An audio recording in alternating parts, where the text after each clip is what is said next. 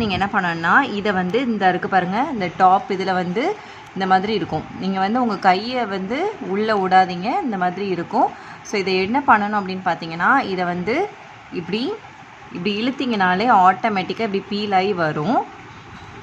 So இதில் பாருங்கள், இந்த மாதிரி ஒரு ஒயிட் ஒரு புல்லட் ஷேப்பில் இருக்குது, தெரியுதா? ஸோ இந்த பாயிண்ட் வந்து புல்லட் ஷேப் இருக்குது. இதை தான் வந்து நீங்கள் வந்து உள்ளே விடணும், ஓகேவா?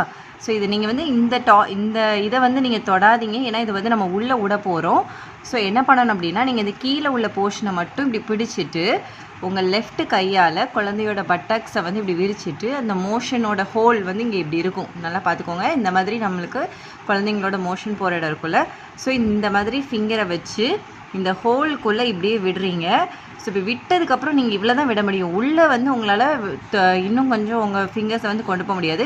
ஸோ என்ன பண்ணணும்னா, இந்த ஆள்காட்டி விரலை வச்சு இப்படி வச்சு இதை நல்லா இப்படி உள்ளே தள்ளிடணும். அப்போ அது வந்து உள்ளே